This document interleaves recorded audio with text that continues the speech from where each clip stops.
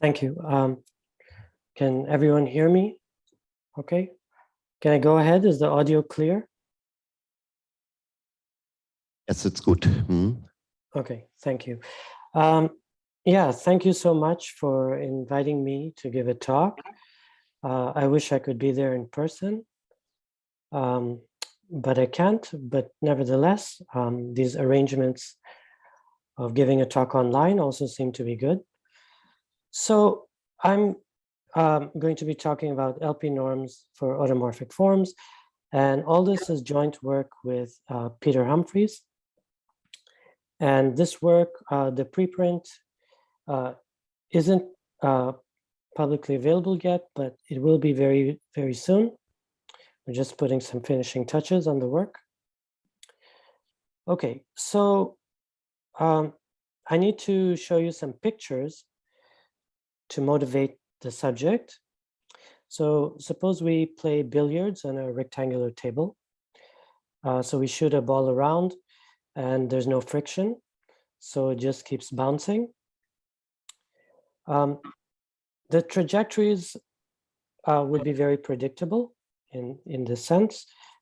The trajectories of two billiard balls with almost identical initial conditions would be very similar. Okay, now let's look at a different table. This is, imagine a stadium-shaped table. So there it's rectangular on the sides and semicircles on the ends. And then we play billiards on this table. Then in this case, the trajectories are generally very sensitive to initial conditions. And the trajectories generally fill out the stadium in an even manner. And this is actually an example of a chaotic dynamical system. And I say generally because if you shoot the ball up and down, then that would be very predictable. But if you shoot it anywhere else, mostly, it would just exhibit kind of random chaotic behavior. Okay, now let me move to a different geometry, and I'll talk about a negatively curved surface, which number theorists would be familiar with. This is a picture of the fundamental domain, which I'll denote by X. So it's the modular surface. So it's the upper half complex plane, mod SL2Z. And in this geometry, the geodesics are vertical lines and circular arcs perpendicular to the real axis.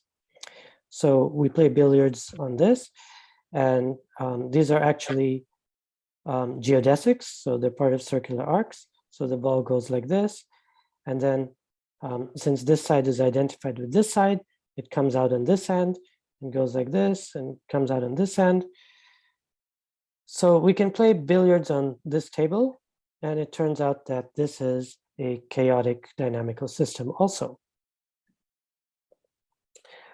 Okay, so quantum chaos is what I want to talk about next.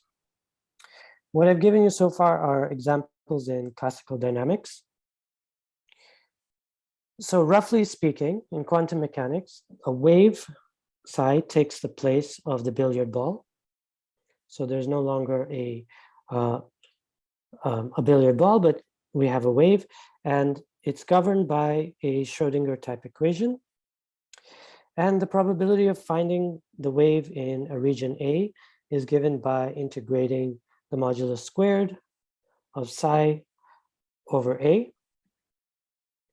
And the main question in quantum chaos is sort of like this. Do the waves exhibit characteristics of chaos when the underlying classical billiards is chaotic? So I'll be more specific now, and I'll concentrate on arithmetic quantum chaos. So back to the modular surface, we know that the classical dynamics is chaotic when we shoot a ball around. So what is the quantization of this? What are the waves? The waves are square integrable eigenfunctions of the Laplacian. And so the Laplacian is the Schrodinger type equation, which I mentioned. And we assume also that the waves are real valued and eigenfunctions of the Hecke operators. So number theorists know that if we concentrate on such an arithmetic situation, we have some additional arithmetic operators available. Those are the Hecke operators.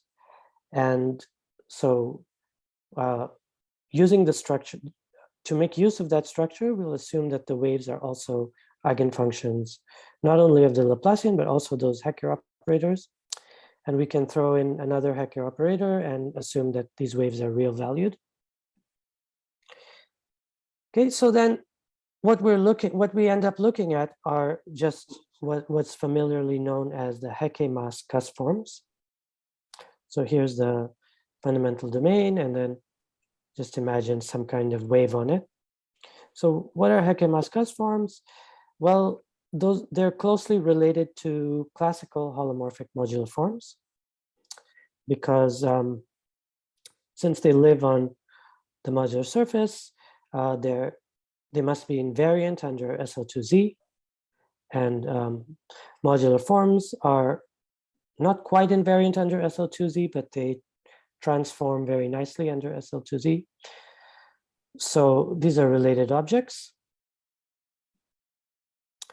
Okay, so now I'll mention a famous conjecture that gained a lot of attention in about a decade ago,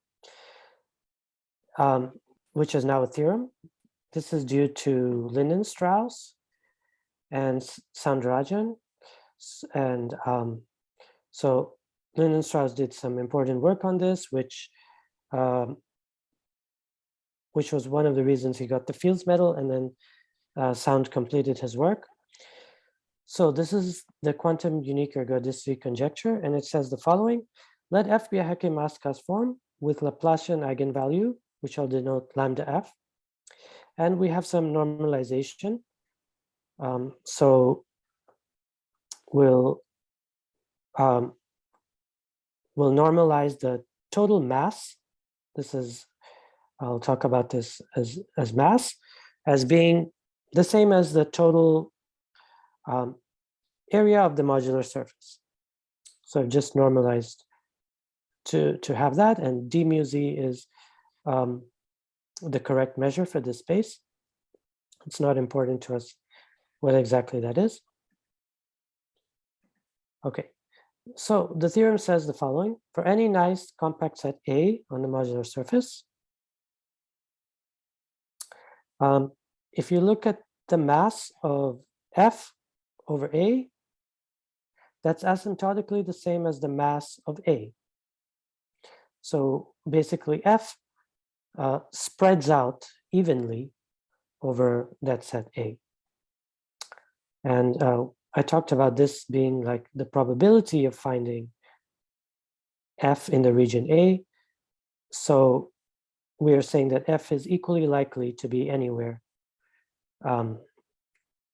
in A, and as this asymptotic holds as lambda F tends to infinity. So we would look at a sequence of eigenvalues tending to infinity, and then forms associated to those eigenvalues. Okay, so QUE is saying that waves of high energy, and that's language for Laplacian eigenvalue tending to infinity, waves of high energy become evenly spread out. So it's a type of chaotic behavior, just like the ball in the stadium, which evenly spreads out everywhere. We're getting that sort of behavior here, where the mass forms are spreading out evenly. So that's why this is called quantum unique ergodicity, and this has something to do with quantum chaos. Okay, QUE is actually part of a bigger conjecture, and this is still a conjecture. So in earlier forms, this is due to Berry, from the 70s. But of course, Barry he's a physicist, so he works more generally, and I'm going to state it just in an arithmetic setting. So let F be a Hecke mask form with Laplacian eigenvalue lambda F, same as before, same normalization. So this time we look at the kth moment, not the second moment, of F over any compact set A. And again, when we divide by the total area, we approach not 1, but we approach some other constant, Ck. What is this constant? It's the kth moment of a standard normal random variable. So the moments of these mass forms are asymptotically the same as the moments of a normal random variable, or also known as a Gaussian random variable. So this is really indicative of random behavior. So that's why it's called the random wave conjecture. So in words, Hecke mask forms are expected to behave like random waves for large Laplacian eigenvalue. So this is sort of going deeper than QUE. QUE is case K equals 2 of this, because it's sort of getting right down to the distribution. Okay, now although this conjecture is made for compact sets A, you could get away with taking A to be equal to X, though X is not compact. It has finite area, and for small values of K, relatively small values of K, the conjecture still holds. If you take larger values, then this integral diverges, so you can't do that. But there are advantages of working with A equals X, because capturing a random compact set A is difficult, but working on the whole of X is a little easier. Okay, so let me say what's known. For K equals 2, this is known, and that's QUE. I put 2 tick marks, and I'll explain why. And that's because it's known in the full form that I stated. For K equals 3, I only put 1 tick mark because it's only known in the case A equals X. And this is by Watson. So we know that the cubic moment is asymptotic to the cubic moment of a normal random variable, which happens to be 0. So the cubic moment is, if we work it out, Watson showed that it's small. K equals 4, we have partial results. So just 1 tick mark, and only for A equals X. And these are the partial results. For Eisenstein series, which are similar to Hecke mask forms, but they are not square integrable. This was proven by Jankovic and myself. For dihedral mask forms, which are a special type of forms that we can sort of get our hands on more. This is known by Humphreys and I, and it's conditionally known on the generalized Riemann hypothesis for general Hecke mask forms. So conjecturally, on a well-accepted conjecture in number theory, we proved this, but Kane and I proved this in 2017. Okay, but in this talk, I want to talk about upper bounds. Okay, so I'll phrase these questions. So the random wave conjecture is about, calculating the kth moment asymptotically. Now we're interested in upper bounds, and I'll frame it in terms of LP norms. So here we have a conjecture of Ivanitz and Sarnak that the LP norm of F, so this is the definition of the LP norm, and if P is even, so it's essentially the same thing as looking at before, because then you wouldn't need the absolute value signs. It would just be the pth moment, and then for a p norm, we raise to the power 1 over p. Okay, so basically it's the same kind of thing, but I'm looking at upper bounds. So the conjecture is that the LP norms are very small in terms of p. And if one believes the random wave conjecture, then this is sort of to be expected, because the random wave conjecture is saying that F spreads out, the mass form spreads out, so there are no spikes. So its LP norms should be small. There should be no place where it's very big. Okay. So such small bounds, this is just a warning that I've been motivating this talk in this special arithmetic situation, but many people study this from a geometric viewpoint, LP norm bounds, and such small bounds are not expected in general. So I'll say what I mean. There's a famous result of Soge from 1988, who proved a very general result.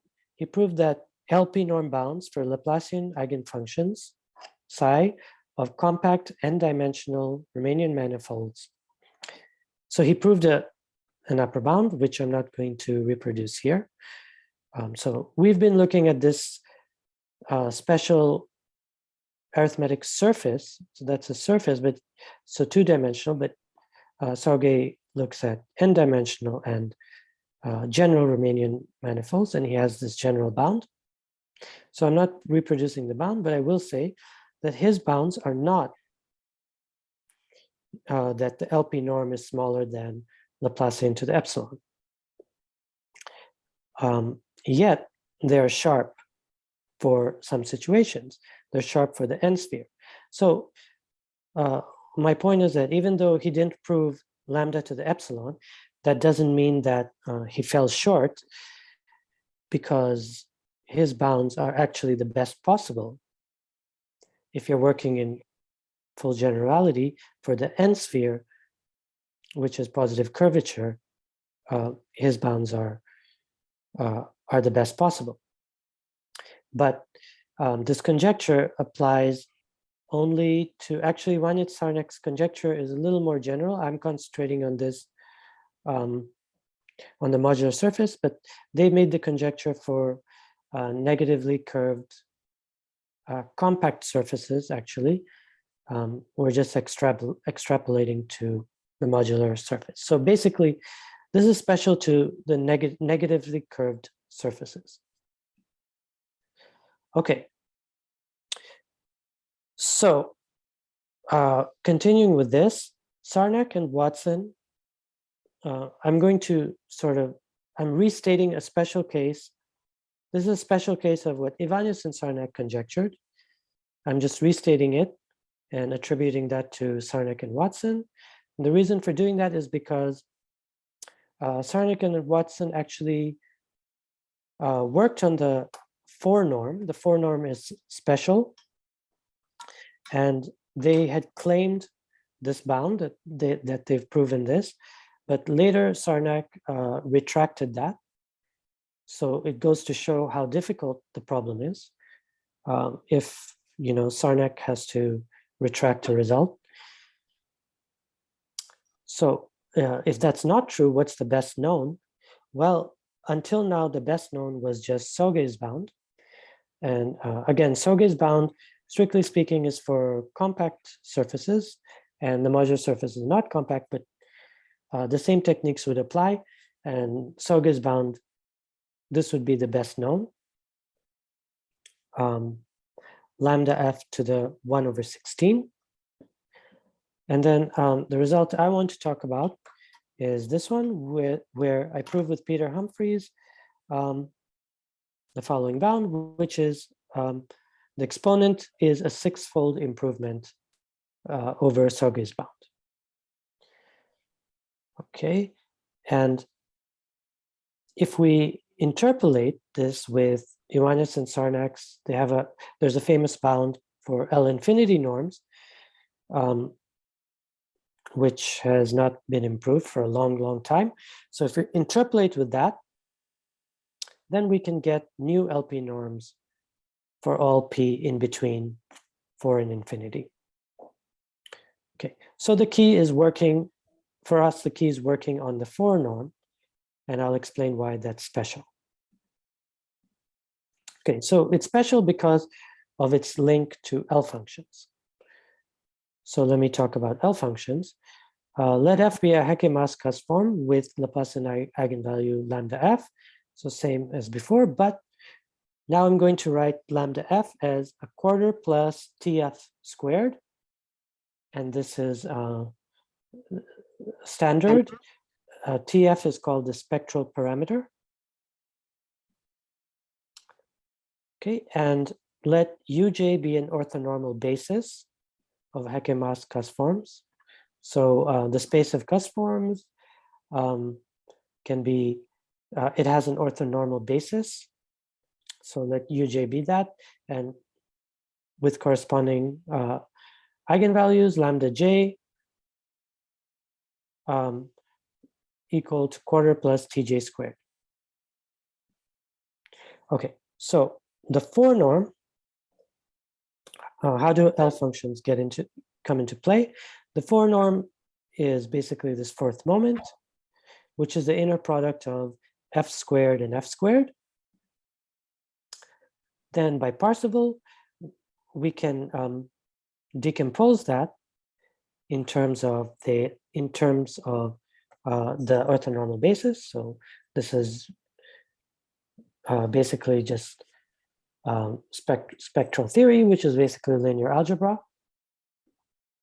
And then we use a theorem of Watson, which says that this inner product squared can be written as this mean value of L functions. Okay, and this is a very simplified presentation of what it is. So we have some L functions here, we have a normalization factor, but in reality, the normalization factor would be more complicated. And we would also have some other L values at 1. And Tj does not quite go up to exactly 2TF. It sort of, it sort of cuts off. So that's being suppressed. Here I have ... that's being suppressed because there are other contributions from the decomposition by spectral theory. There are the Eisenstein series also. So all that I'm kind of ignoring. But basically what we get is a mean value. The 4 norm boils down to a mean value of a product of GL2. This is a GL2 L function, and the GL2 cross GL3 L function. This is the symmetric square of F. Okay, what we know is the central values are real, and they're greater than or equal to 0. So that's very important. And this is reminiscent of the 4th moment problem, which has been widely studied, the 4th moment of the GL2 L function at a half. And why is it reminiscent of that? Because if you replace this GL3 formed by an Eisenstein series, then it would be like L half Uj cubed. And so together it would be like L half Uj to the 4. Okay, but this is much more complicated because we can't break this up into a cube. We can't decompose it, and moreover, F is not a fixed Eisenstein series. F is not fixed at all.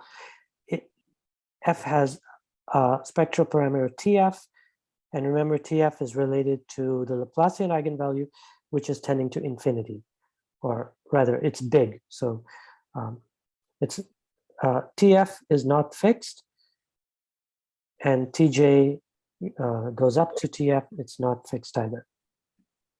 So let's get a feel for this mean value. So this is what I had on the previous slide, just a restatement. And this is what's expected.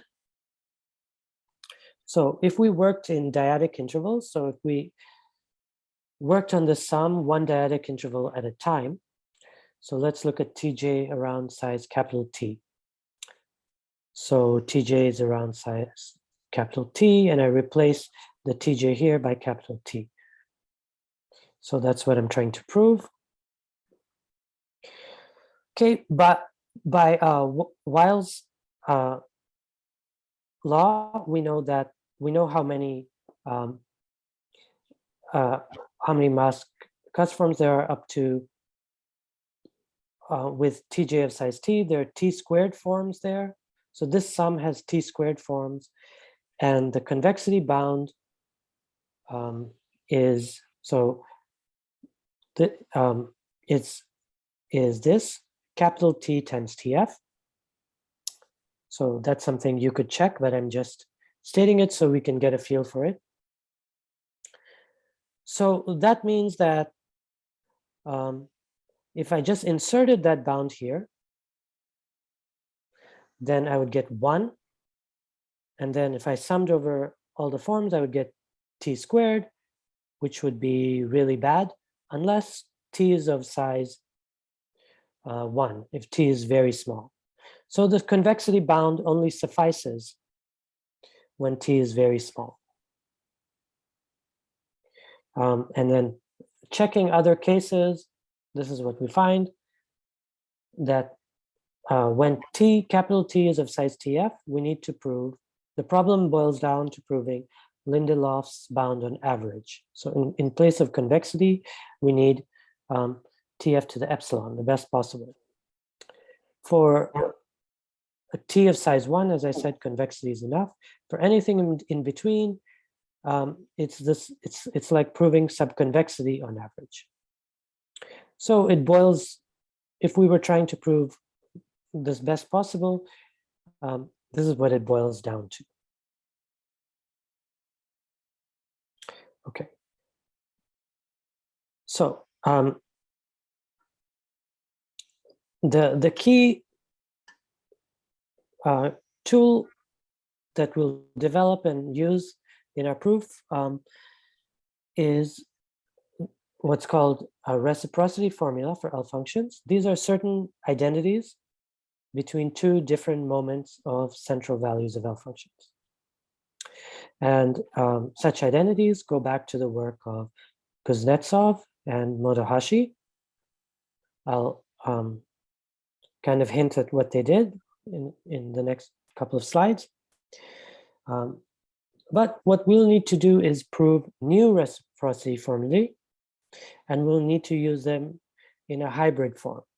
So these are the things that make our work challenging, that we have to develop new formulae and use them in a hybrid form. And I'll explain that more, but what that means is that basically F is not fixed. So we have to, so we have this capital T, which is the size of Tj, which is large, and we have Tf, which is also large. So we have to kind of balance both things. Okay, so the first reciprocity formula is the following. So we prove this reciprocity formula. Here we're looking at a mean value of a GL2 GL3 L function. And then we prove this identity, where this identity is written in a very rough form. But in actuality, it would be an exact identity with some weight functions inserted on both sides and transforms of those weight functions, but they're not displayed for simplicity. But basically what we get is, if we evaluated this mean value, what we're saying is we get a main term of size T squared. That's the diagonal, because like I said, there are T squared forms. And then we have a new mean value of L function. So that's what I was saying a reciprocity formula is. It relates one mean value of L functions to another. So on the other side, the mean value of L function takes a different shape. Now this is a GL3 L function times a GL1 L function, the Riemann zeta L function, and integrated on the critical line. And the integral goes up to TF squared divided by T squared, where remember TF is the spectral parameter of F. So this is why it's called a reciprocity formula, because if you average over, if you take T big, capital T big, you have a lot of forms.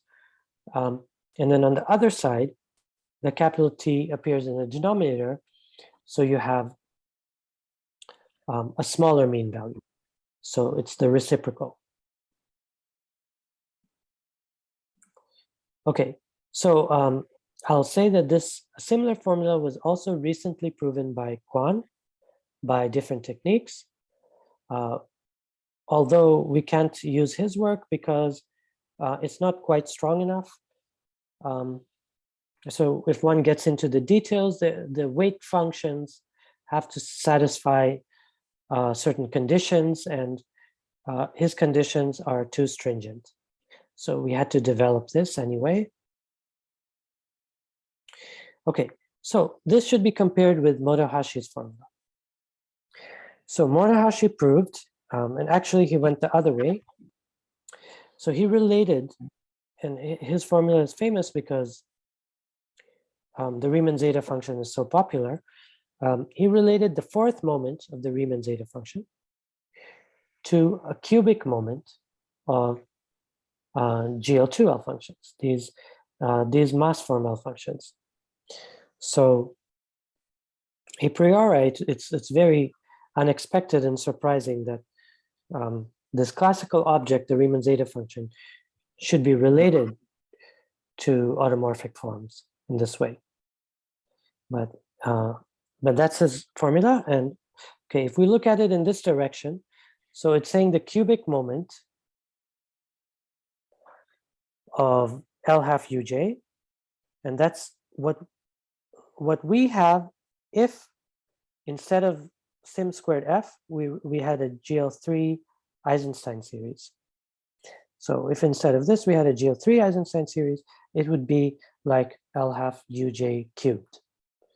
And then on this side, he has the Riemann zeta to the 4. And again, if we had an Eisenstein series, it would be it would become the Riemann zeta cubed. And then with this Riemann zeta, it would become Riemann zeta to the 4. So it's a generalization of that in some sense.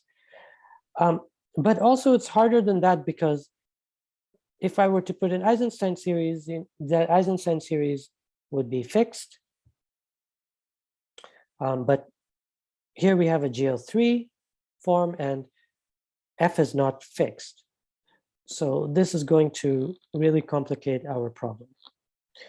This is the hybrid nature of our problem. Okay, so what is this formula good for? Suppose you wanted to estimate this mean value. You'd use this formula, and then you'd get the right-hand side. And then the right-hand side can be bounded by, so you would try to bound this. This mean value would be difficult to evaluate, but you could bound it by inserting absolute values. And then the transform function in there would get killed, because the transform function is very complicated. I'll get into that later. And then once you have absolute values, there's not much you can do except Cauchy-Schwarz and then the large sieve. And so in some ranges, this can give good results. So we can use this formula to estimate the left-hand side. Okay, and then we need another formula. It looks like this. This time we have a GL2 L function and a GL2 cross GL3 L function. Okay, so the mean value is over Tj of size capital T, and it gets related to the same type of mean value, except now in a different range. It's shorter, so again, it's reciprocated. And we see the diagonal, and this is the size of the weight function, which I've suppressed. So they're actually complicated weight functions. So I've just indicated what the weight function would, what the range of Tj, the weight function, would cut out for us, and what the size would be. Okay, and again, what would make this difficult is the hybrid nature, the weight function and everything. We would have to be very careful because TF is something also tending to infinity. Okay, so now we should compare with a formula of Kuznetsov. So he proved a formula for the fourth moment of L half Uj, related it to the fourth moment, but of course in different ranges. And again, our formula is just like that. If you replace this if you replace sim squared with an Eisenstein series. Okay, and then we can also compare with other reciprocity formulae. By now, many people have worked on reciprocity formulae and their different approaches. I'm just mentioning a couple that are most closely related. There's a result of Bloomer, Lee, and Miller, which is another type of generalization of this fourth moment. So our generalization was GL2 product GL2 cross GL3. Theirs was GL2 cross GL4, which again reduces to this if you take a GL4 Eisenstein series. And in my paper with Humphreys, when we looked at dihedral forms, we developed a formula where we had a product of GL2 cross GL2 and GL2 cross GL2. So we've all done different ways of realizing this fourth moment.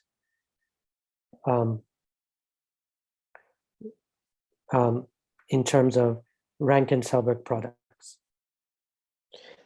Okay, but of course, it's not just about that. It's about, I'll explain later, that the hybrid problems. Okay, so how do we use this formula? To bound the left-hand side, we would transform to the right-hand side, and then we try to bound it. So we would insert absolute values to kill the transform function, because the transform function is very complicated. But after doing that, the main advantage is we would leave it as it is, because the central values are greater than or equal to 0. So in the previous case, we were integrating on the critical line. Once we put central values, there was not much we could do except Cauchy-Schwarz, which always produces some loss. But now here, if I put absolute values, there's no loss, because these are anyway non-negative. So for free, I kill the transform function. So this is really the power of reciprocity formulae. If I were to try to work out this mean value in terms of approximate functional equations, for those who are familiar with that, basically that's working with Dirichlet series. Then on the other side, I would get Dirichlet series also, which would look like these central values, but they wouldn't exactly equal them. And so we would not have this property that the central values are greater than or equal to 0. So if we put absolute values, we're stuck with absolute values. But because we exactly relate to central values, we are able to use that property. Okay, and one thing we can note is the left-hand side and right-hand side sums have the same length when T is of size, when capital T is of size TF to the half. Okay, so in that case, we're really not getting anything. Okay, so now that I've explained how the 4 norm is related to L functions and talked about reciprocity for L functions, let me explain how we actually solve the problem and use these reciprocity formulas.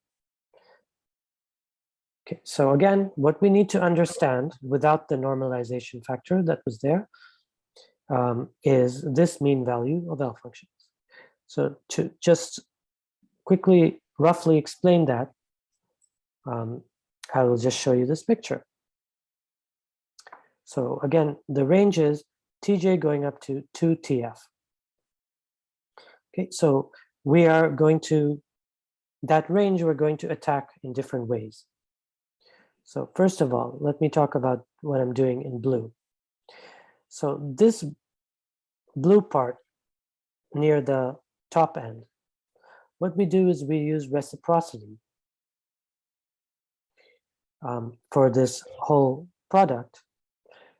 And reciprocity, remember, if we have a long mean value, it gets transferred to a short mean value. So we get transferred to this short dual moment over here. And then once we have a short sum, we can bound it trivially using the large sieve.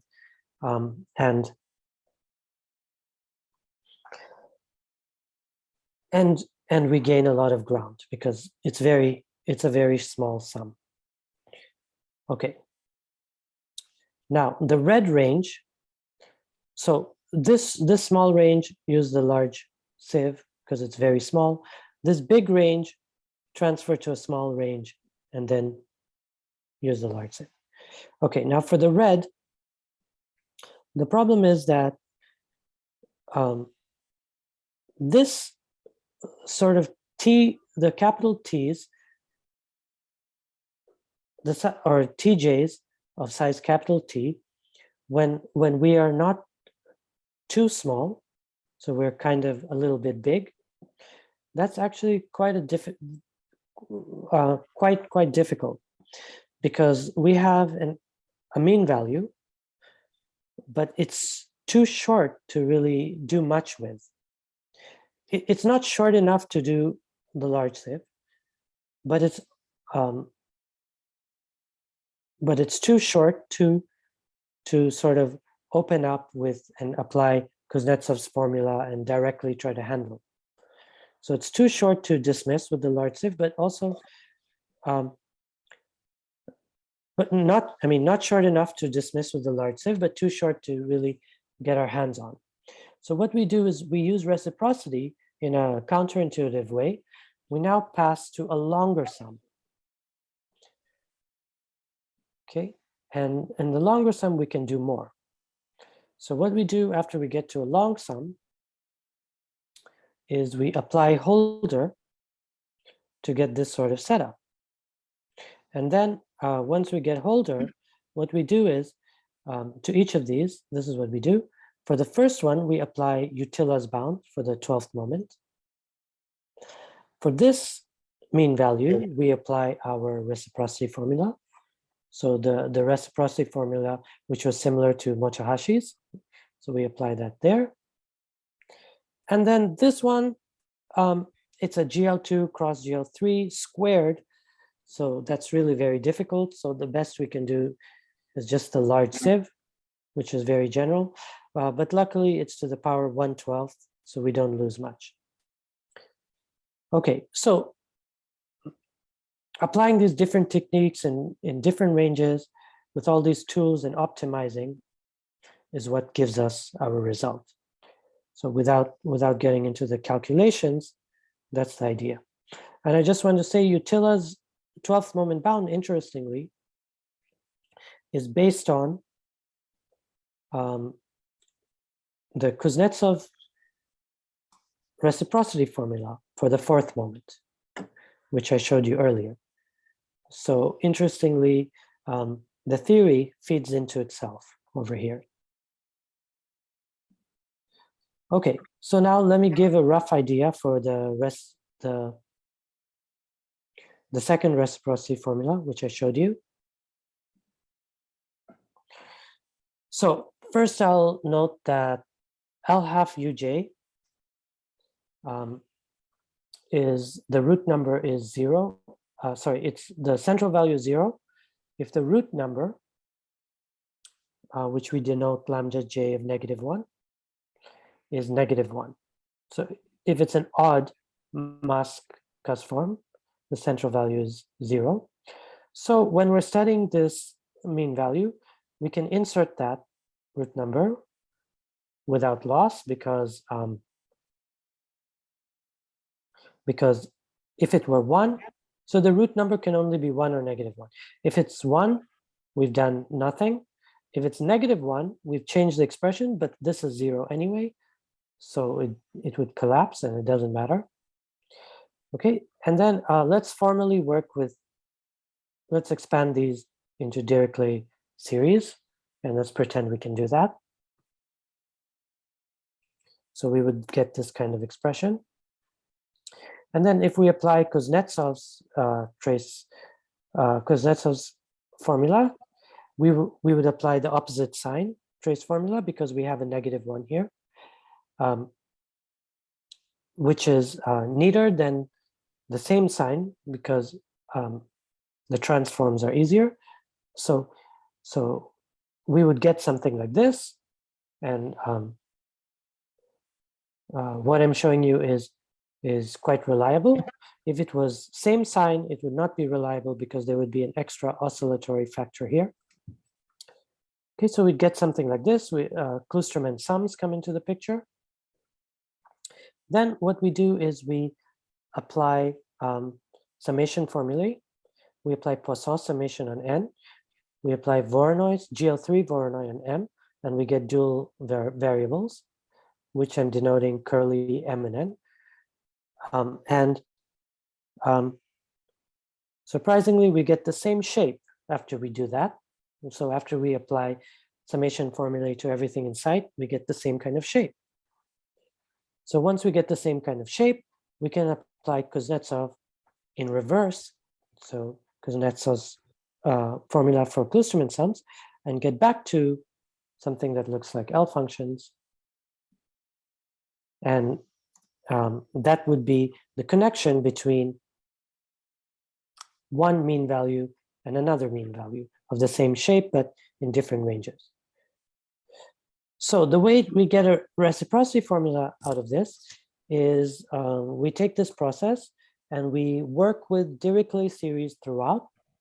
So we would start with, LS uj and LS1 uj, LS2 uj cross m squared f in a region of absolute convergence. And then we would carry out these steps, always working with Dirichlet series and always being careful with analytic continuation, always trying to analytic continue at different stages in different ways so that we stay in regions of convergence and we can continue working with Dirichlet series. So for example, when we use Kuznetsov's formula the first time, we get some Bessel transforms. Then to get back to Dirichlet series, we take Mellin transforms of those Bessel transforms. We get back to Mellin, we get back to Dirichlet series. And then the Voronoi formula we use in, the Voronoi formula is essentially like a functional equation. So it can be restated in terms of a functional equation for additively twisted Dirichlet series. So if we use it in that form of functional equations, we never have to leave the Dirichlet series realm. So we continue to work in this way. And when we finally get back something that looks like L functions. We know L functions can be analytically continued. So we do that and we get the final result. So yeah, it's quite technical, but this is the kind of guide. But still, it's surprising that it works. Okay, and what happens is, even though we apply even though we are able to derive a reciprocity formula, that's just half the work, because what happens is, this is just a formula. It's interesting. We have one side equals another side, but the real work then gets sort of pushed into the transform function. There's a final transform function, and that's very important because it encodes all the various steps that took place. All the various steps that take place, we just keep carrying them and keep pushing them to the end. And in the end, we get L functions and a big mess, which is the transform. And then to use this formula, we have to understand the transform, which is complicated even more by the fact that we're working in a hybrid setting where TF is also tending to infinity. So to give you an idea of this transform function, let me talk about weight functions. So suppose we have a weight function on the left-hand side. So I'll denote it h of tj. So this is the weight function that would restrict tj smoothly to size capital T. Then tilde h, I'll denote the weight function we get on the right-hand side. So this is what it looks like, roughly speaking. It looks like the inverse Mellin transform of the Mellin transform of the Bessel function. Sorry, the Mellin transform of the Bessel transform of H arising from Kuznetsov's formula.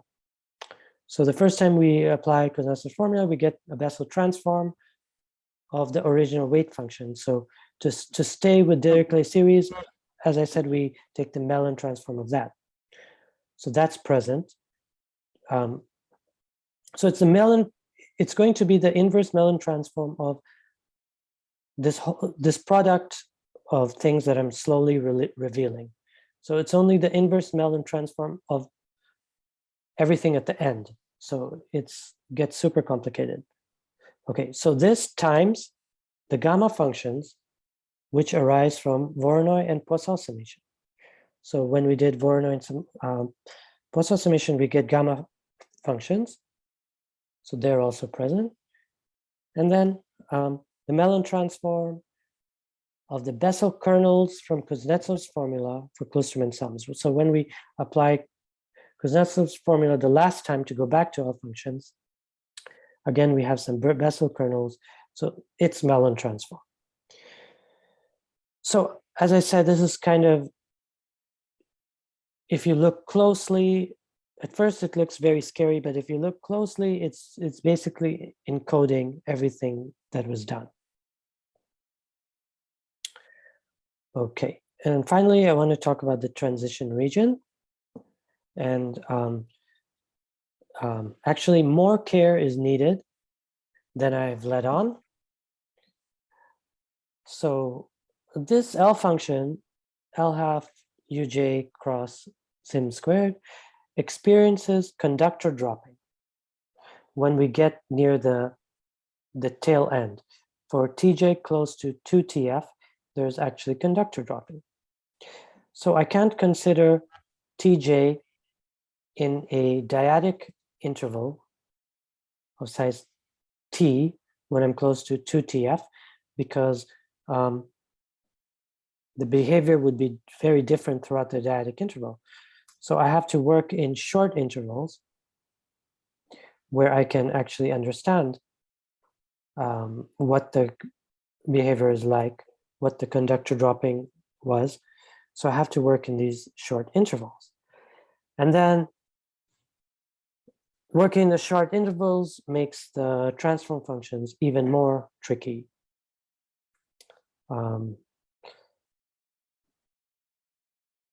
Yeah, especially in the hybrid form. So yeah, and this is generally true. It's hard to understand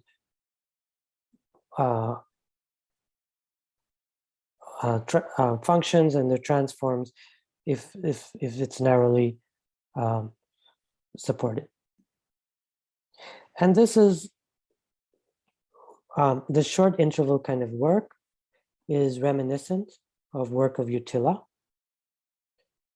who, as I mentioned, his 12th moment result, he had to look at the 4th moment in short intervals.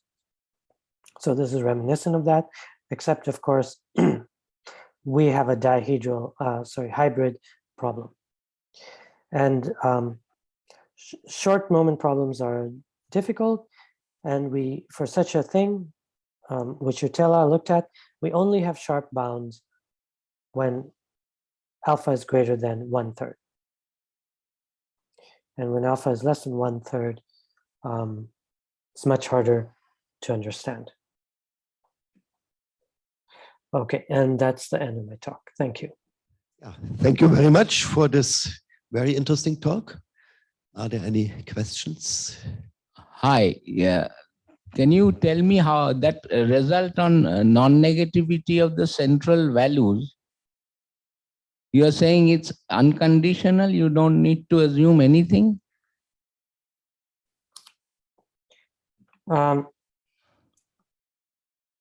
Yeah, these L values are known to be non-negative by this is due to Lapide, I guess, and I don't know who that your is. name. What's the Sorry? name? For Lapide. This is result due to Lapide. Lapid. Okay. I believe. I mean, he'll definitely have it in a paper, but I think he's the first. And then L-half UJ.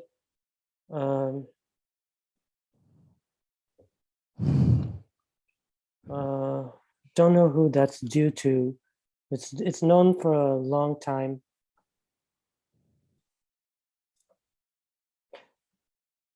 Yeah, I don't quite remember who it's due to first. But these are known results. Okay. Thank you. Yeah. Yeah.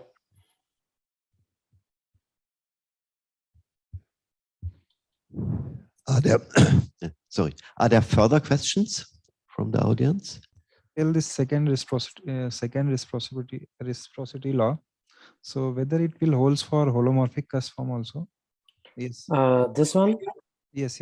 So whether this result will also occurs for holomorphic cusp form? Yeah, actually, so the full form, which I've not displayed properly, would be, it would have the mass form component, a holomorphic component, and an Eisenstein component. So the full reciprocity formula would have all three on the left, and then the dual. And then if you want only mass forms, you would choose your weight function for the holomorphic to be 0. And then you can isolate the holomorphic. The mass. So if you're asking if there's a formula for holomorphic, then, well, all three are there.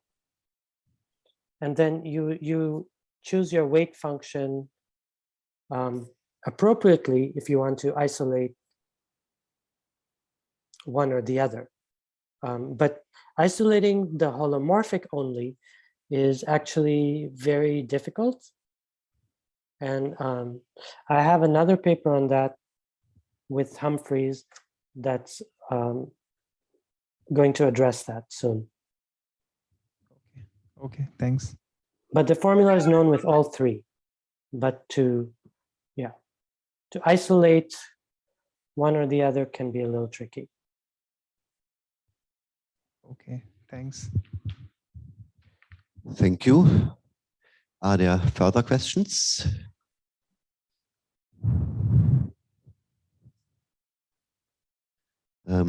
This seems to be not the case. Then let's thank the speaker again very much.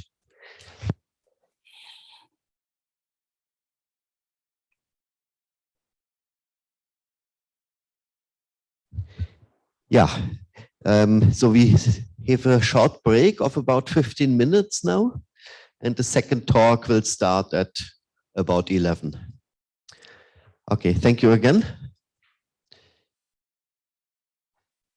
There's one more question, as I see.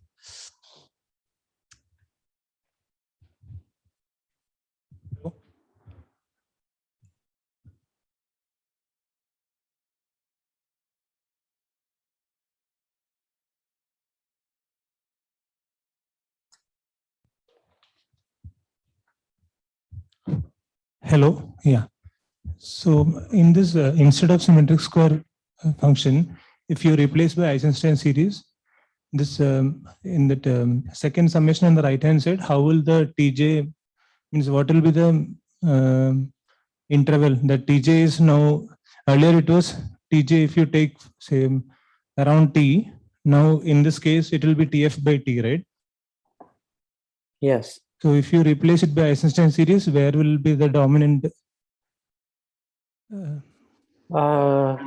Means where will this summation be dominant? Right.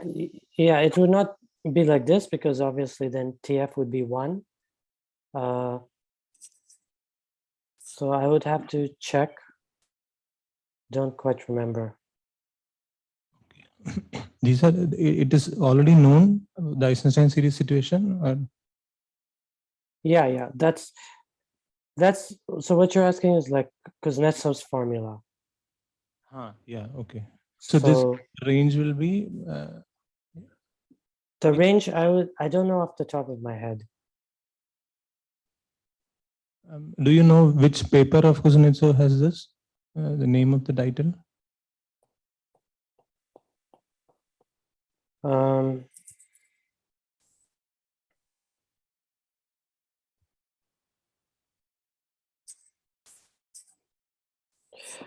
Well, I'm not sure if it's easy to find, but like if you look at Motohashi's work in his book, he has a book, Spectral Theory of the Riemann zeta function.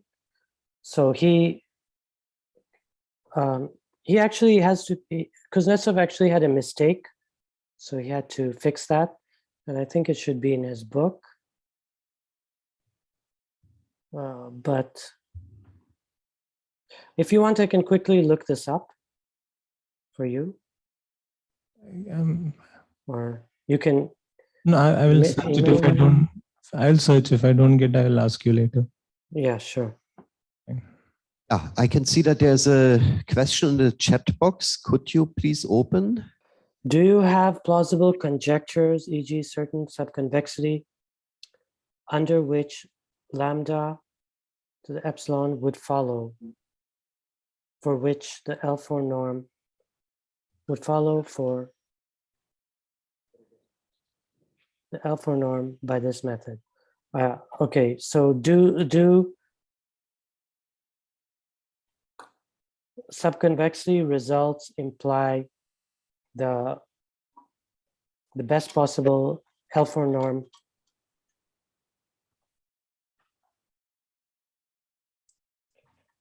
Okay, so to get epsilon, if you assumed, for example, the Lindelof hypothesis for all the L functions in sight, that would be trivial. But in our work, Peter Humphreys and I also show that just having GL2 Lindelof is enough to get the lambda to the epsilon. So if you assume Lindelof for all the L functions involved, you get lambda to the epsilon quite trivially. But if you only want to assume it for the GL2 L functions, then our methods would enable you to do that. Thank you. I think there's a reaction in the chat. If you could please open again. I think that's the latest. Okay, okay. So what extra would you need for the apps? Okay. Well, he said great, so I think I answered Great. his question. Mm. Oh, and I see in the chat, for the earlier question, some people have given references to the non-negativity of central values, about who was first to prove those. Okay, thank you very much. Yeah, then let's thank the speaker again. Okay. Thank you.